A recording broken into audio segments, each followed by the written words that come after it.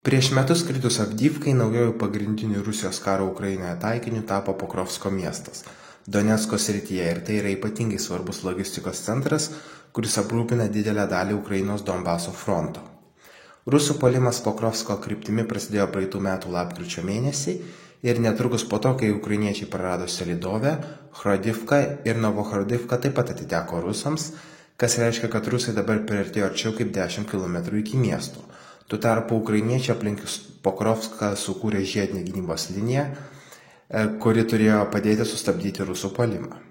Tačiau ukrainiečiai neturėjo pakankamai karių visam frontui uždengti, tad rusai greitai užėmė didelės teritorijas ir priartėjo prie miesto. Pasirinktas planas buvo apeiti Pokrovską iš vakarų pusės ir bandyti atkirsti miestą bei paimti jį dalinę apsuptį, labai panašiai kaip daroma buvo Bachmuto mūšyje. Tai priverčiant ukrainiečius pasitraukti iš miesto. Ukrainos generolai nelabai tikėjosi puolimo vakarų kryptimi, tad dauguma jų pajėgų buvo šiaurėje, o rusai turėjo technikos, karių bei ugnies galios pranašumą ir rusų pėstininkai nesustabdomai judėjo pirmin, paimdami Ukrainos gynybos linijas aplink Pokrovską, netgi užimdami Kotlynę ir grasindami įsiveržti į miestą palei štai šį kelią. O rusų šturmo daliniams tai reikia gauti gabalėlį miesto ir paskui viskas ima kristi kaip domino kauliukai.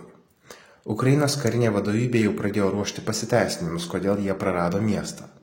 Tačiau iki vasario jėgų pusiausvyra Pokrovsko fronte pradėjo šiek tiek taisytis, kai atvyko papildomas gerai treniruotos ukrainiečių brigados.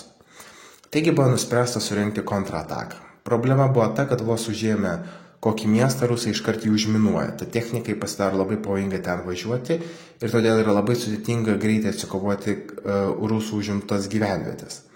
Todėl Ukrainos pajėgos pradėjo siųsti nedidelius dalinius pulti visą išsikišusių rusų katilą iš visų skirtingų pusių.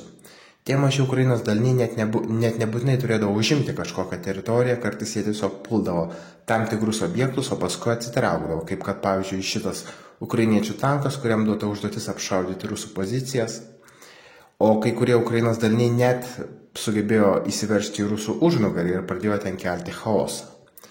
Taip pat šie maži daliniai visada gali labai greitai ir lengvai atsitraukti, jeigu susiduria su per didelėmis rusų pajėgomis. Taigi iki vasario rusų puolimas visiškai sustojo, o per kovo mėnesį ukrainiečiams pavyko atsikovoti kelias prarastas gyvenvietės, nors ir nepavyko apgauti Ševčenkos kaimo kontrolės, kuris yra kritiškai strategiškai svarbus, norint išlaikyti arba užimti Pokrovską. Ir nuo to laiko fronto linija beveik nepakito ir Pokrovsko miestas taip ir išliko Ukrainos rankose. Tai gerokai pagerins Ukrainos pozicijas taikos dėrybose, tuo tarpu pastarosiomis savaitėmis vykstanti teroro kampanija prieš Ukrainos civilius objektus gali parodyti tam tikrą desperaciją iš rusų pusės dėl nesugebėjimo pasiekti karinių tikslų mūšio lauke, taigi fronte iš esmės nusistato lygiosios. Ačiū žiūrėjusiems, iki kito karto.